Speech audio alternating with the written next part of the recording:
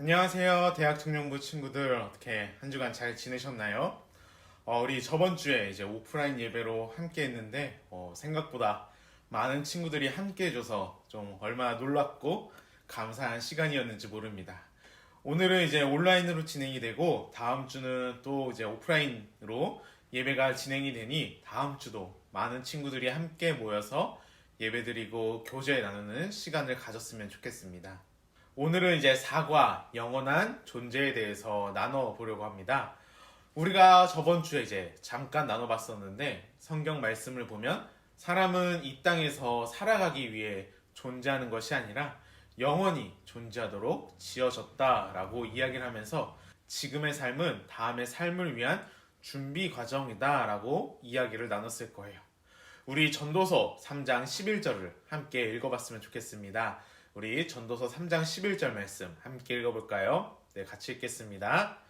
하나님이 모든 것을 지으시되 때를 따라 아름답게 하셨고 또 사람에게 영혼을 사모하는 마음을 주셨느니라. 아멘. 함께 읽은 말씀을 보면 우리 안에는 영원한 삶을 바라는 본능이 있고 하나님이 그분의 형상을 따라 영원토록 살도록 우리를 만드셨음을 말하고 있어요. 쉽게 이야기를 하면은 우리가 영원히 살고 싶어하는 마음을 갖고 있는 것은 하나님이 우리에게 영혼을 사모하는 마음을 심어 놓으셨기 때문이에요. 우리가 지금 이곳에서 사는 것이 끝이 아니라 영원한 삶이 있다는 것을 안다면 지금의 삶이 영생을 위한 준비 과정이라는 것을 깨닫게 된다면 우리는 이전과는 다른 생각을 가지고 다른 가치관을 가지고 살아가게 될 거예요.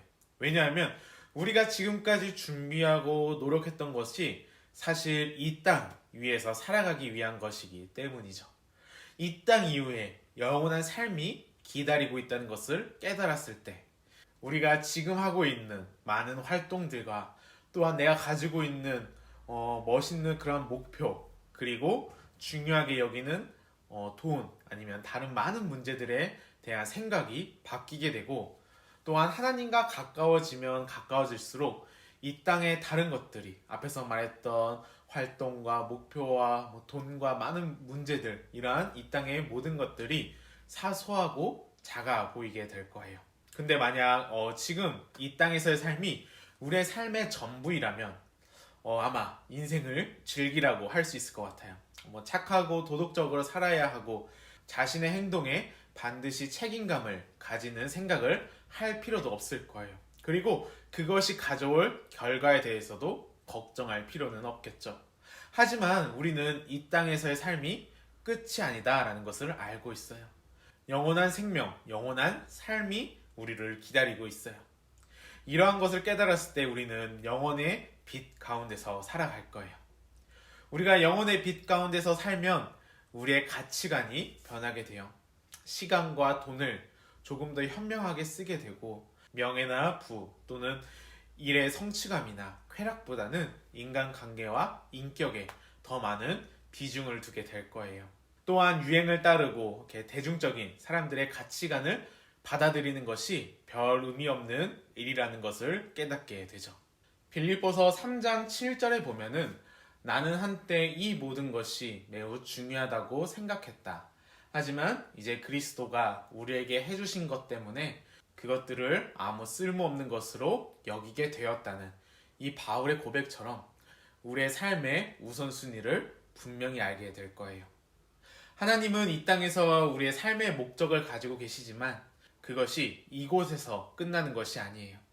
우리를 향한 하나님의 계획은 우리가 이 땅에 보낼 몇십 년 전보다 훨씬 많고 우리에게 평생토록 매일 기회가 주어진다 할지라도 하나님은 그 이상의 많은 기회를 우리에게 주세요. 그래서 성경은 이렇게 말을 하고 있는데 시편 33편 11절의 말씀을 보면은 여호와의 계획은 언제까지나 한결같고 그분의 뜻은 영원히 변치 않을 것입니다. 우리가 어머니의 자궁에서 보낸 10개월의 시간이 그 자체로 끝이 아니라 또 다른 삶을 위한 준비였듯이 지금 이 땅에서 살아가고 있는 이 현재의 삶은 다음 삶을 위한 준비 과정이에요. 만일 우리가 예수님을 통해 하나님과 관계를 맺고 있다면 우리는 죽음을 두려워할 이유가 없어요.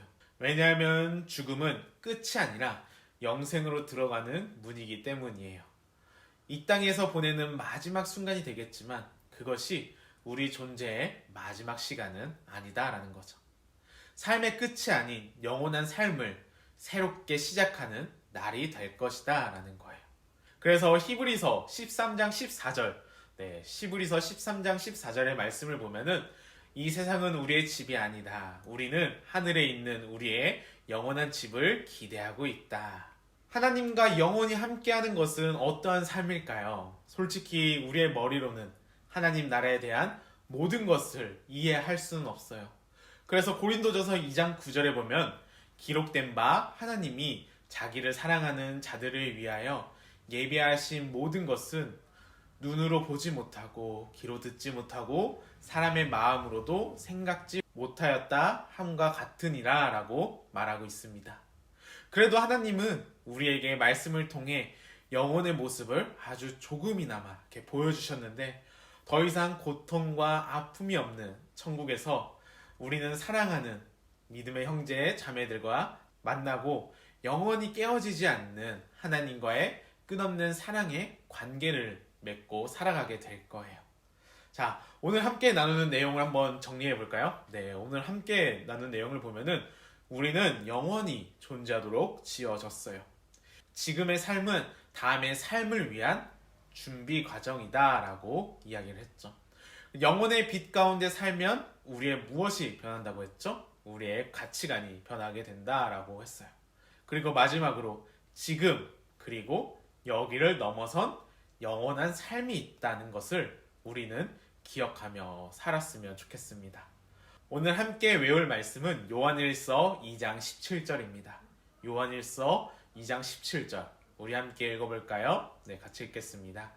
이 세상도 그 정욕도 지나가되 오직 하나님의 뜻을 행하는 이는 영원히 거하느니라. 아멘.